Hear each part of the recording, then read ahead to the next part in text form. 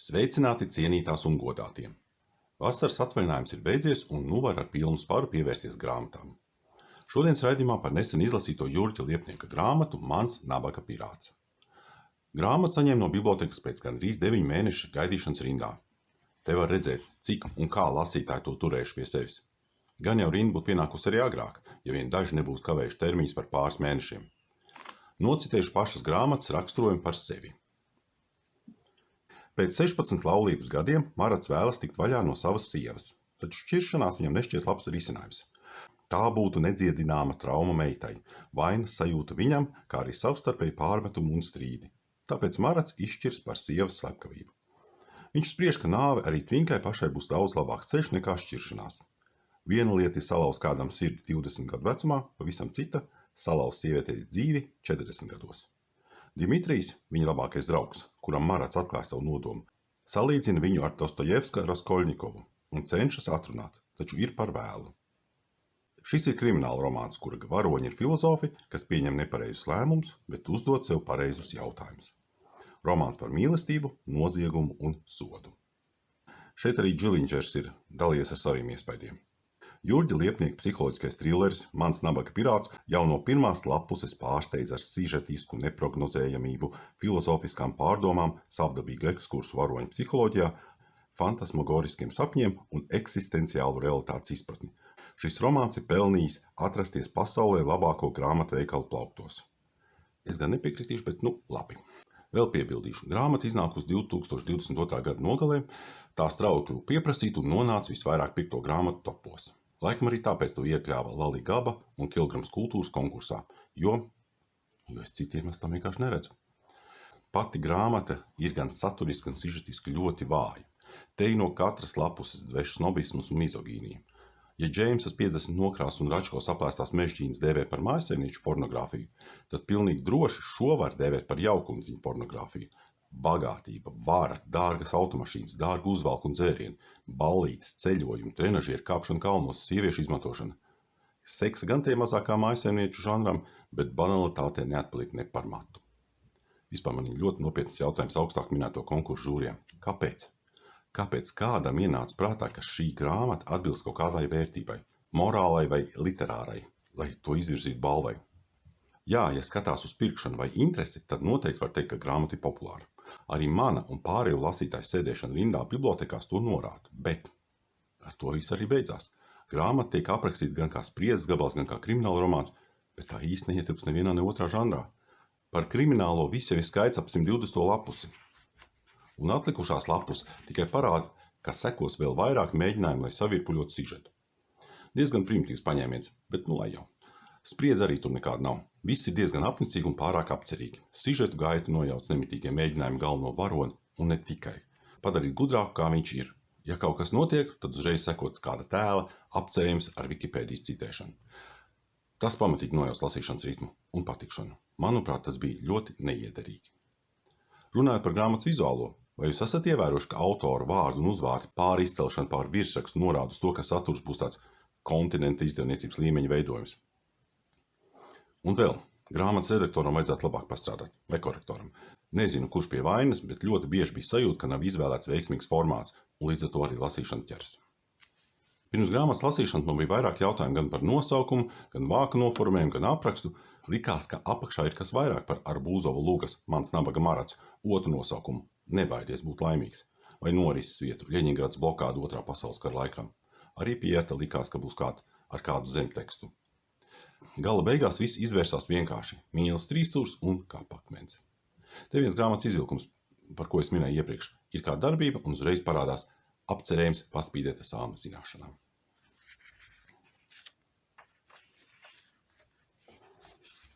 Michelangelo Pieta izrādījās daudz labāka dāvana nekā Dmitrijs bija cerējis. Viņš to nogādāja Maratam ceturtdienas rītā, kad bija īstais dzimšanas dienas datums, un piektdienas vakarā, kad bija viesības, tā jau atradās visu uzmanības centrā. Skulptūra bija pirmais, ko ieraudzīja jebkurš, kurš ienāca pa durvīm. Kā nomērītā lieliski iederējās vietā pretī parāds ieejai, kur pirms tam atradās spogulis un zemes skapis ar atviltēm, kura plato virsmu izmantoja atslēgu un dažādu citu sīkumu atstāšanai. Tagad uz tā stāvēja Michelangelo Pieta. Faktiski tā atradās mājas centrā pie ieejas hallē, no kurienes tālāk pa kreisi varēja nokļūt lielajā viesistabā, kas apvienota ar virtuvi, vai otrā pusē uz trepēm, kas vieta tālāk uz augšstāviem, vai uz leju uz baseinu, pirti, garāžu un saimniecības telpām. Tu zini, ka tu man esi uzdāvinājis kapa pieminekli? Ir pirmie Marata vārdi, kad viņš ierauga Dmitriju. Mājienas skaidrs, tā jau arī ir. Cilvēkam nav īpaši domāts dzīvot ilgāk par 40-50 gadiem. Daba ir paredzējusi, ka ap šo laiku tu jau būsi saražojis pēcnācējus, viņi jau spēj dzīvot paši, tā kā visi evolucionārie uzdevumi izpildīti. Ir laiks. Tas nav kapa piemineklis, tā ir meditācija par to, ka mēdz būt tikai divi ceļi – upurēšana vai slepkavība. Dimitrijs atceras antikvāru teikto. Marats smējas. Tas, kas tev šo pārdeva, laikam nepastāstīja, ka Michelangelo šo skulptūru gatavoja pēc pasūtījuma kā kapa pieminekli franču kardinālim. Līgumā bija rakstīts, ka tai jābūt skaistākajai marmora skulptūrai Romā. Un Michelangelo arī izpildīja līguma nosacījumus. Dimitrijs to tiešām nezināja un tagad ir samulsis, taču Marats izskatās sajūsmināts un priecīgs. Ja viņam nepatīk, viņš nebūtu nolicis skulptūru tik centrālā vietā. Tātad laikam jau viss ir labi, Dimitrijs spriež. Marats tiešām ir sajūsmināts, un katram viesim, kas ierodas, ņemas stāstīt, ka Dimitrijs viņam uzdāvinājis kapa pieminekli. Par to tiek jokots visādos veidos visu vakaru.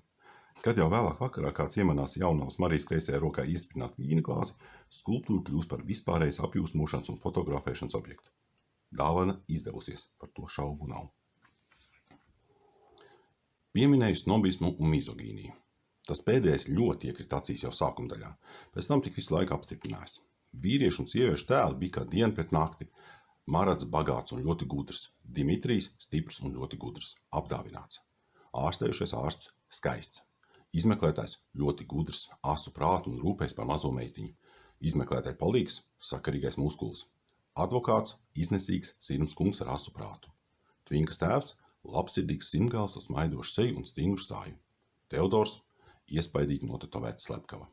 Turpretī sieviešu tēli bija pamatīga bēdu ielēja. Izmeklētāji palīdze, maza, rudiem matiem, vasaras raibumaina seju, vientuļa un nelaimīga.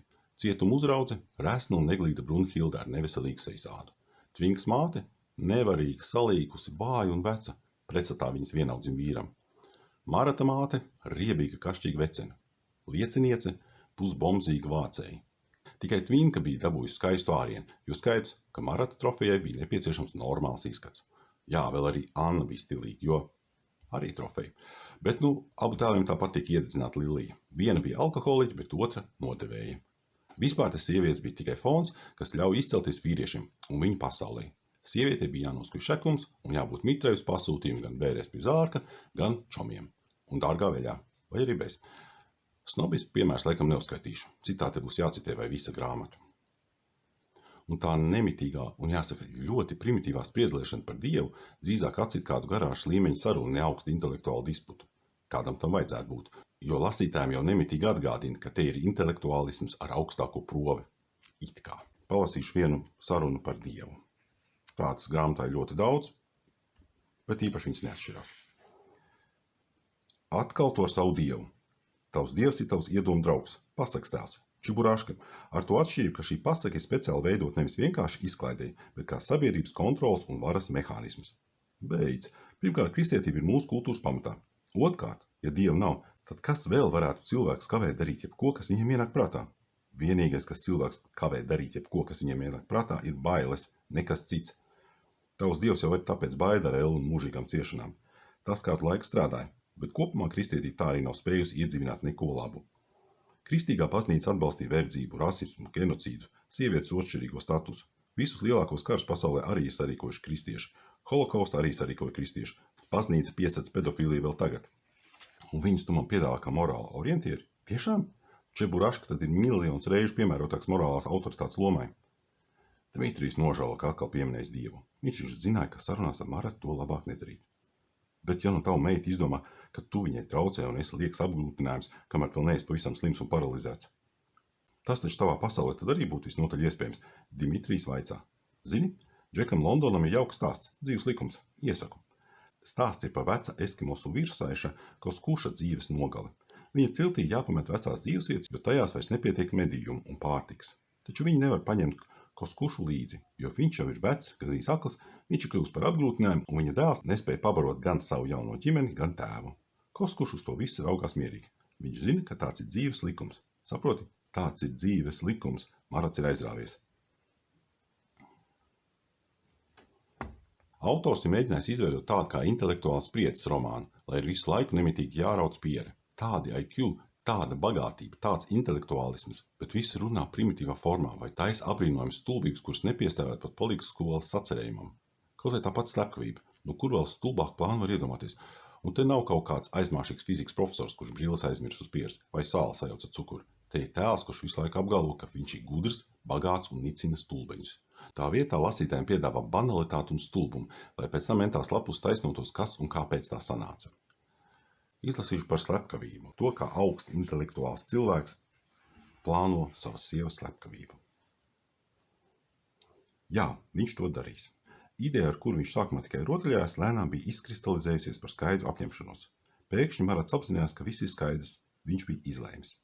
Viss jādara vienkārši, jo plāns vienkāršāks, jo mazāk iespēja kaut kam noiet greizi, viņš sprieda. Inscenēšu laupīšanu, ar pudeli pa galvu un visu. Un darīšu to jau rīt. Maratam vairs nebija šaubu. Jāizstāst tā, it kā laupītāji apmānījuši Tvinku un viņa pati viņiem atvērusi durvis. Tad vai nu nepakļausies viņu prasībām, vai vienkārši kādam nespējot novaldīties, nosista. Tā gadās. Savu kabinetu izrādīšu jau šodien, it kā tur laupītāji būtu kaut ko meklējuši. Rīt ir ceturtdiena, mana garā skrējiena diena, tad arī visam jānotiek. Negaidīt plāns uzreiz bija skaidrs un gatavs visās detaļās. Marats apturēja mašīnu. Bioloģiskās olas var pagaidīt. Man vajadzīgs motorolers. Ceturtdienās viņš skrēja gar jūru 11 km krosu. Ne gluži katru ceturtdienu, bet diezgan bieži. Parasti viņš ar mašīnu aizbrauc līdz Krotiem Neptūnas ārpus pilsētas pie pašas pludmales. No turienes skrēja 2 km pa kāpām, tad vēl 4 gar pašu jūras krastu un pēc tam 5 atpakaļ. Pēdējo kilometru viņš gāja kājām, lai atsildītos. Pēc tam dzēra zaļo tēju un svaigi spiestu apelsīnu sulu Neptūnā. Ieskaitot braucienu turp un atpakaļ, tas viņam prasīja gandrīz 3 stundas. Plāns bija vienkārši. Rīt viņš kā parasti aizbrauks līdz Neptūnam, atstās mašīnu un telefonu stāvvietā, tad ar iepriekš kāpās noslēpt motorolleri atbrauks atpakaļ uz mājām. Visu izdarīs un tad ar rolleri atpakaļ uz jūru. Tur atstās braucamo tā, lai to visticamāk ātri nozog, pats mierīgi iedzers tēju Neptūnā, it kā būtu skrējis kā parasti. Varbūt ne pats dzelžainākais alibi pasaulē, bet pietiks, viņš sprieda. Galvenais visu izdarīt precīzi un netrāpīt kamerās pie mājas.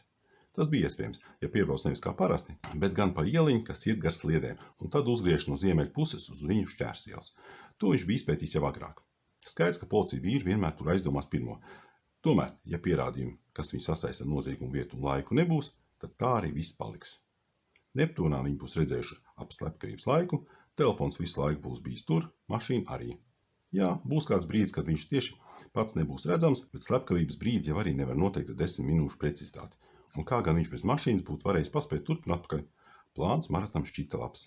Nebija pat jābaidās mājā atstāt savu DNS vai pirkstu nospiedumus. Skaidrs, ka viņa mājā to ir daudz, pietiks, ka uz slepkavības ieroču to nebūs. Interesi un spriedze te tika veidot noklusējot nianses. Arī Tvinkas doktora grāds tika noslicināts alkoholā. Netika smādāt neviena klišeja un neviens neiespring uz detaļām, lai arī tās bija diezgan būtisks un līdz ar to bojāja pašu stāstu. Jā, grāmatu var izlasīt ļoti ātri, bet tas nav grāmatas nopelns.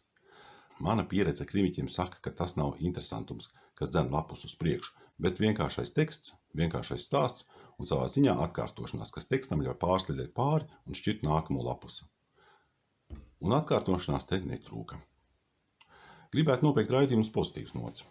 Tāpēc grāmatai došu pozitīvs plusiņus par lasītāju lielo interesi, pozitīvs plusiņus par garajām rindām bibliotekā, pozitīvs plusiņus grāmatu pircējiem un, lai būtu, plusiņus arī par žūrijas novērtējumu iekļaujot grāmatu nominantu sarakstā. Mani sauc Uldis un tiekamies nākamajā raidījumā. Atā!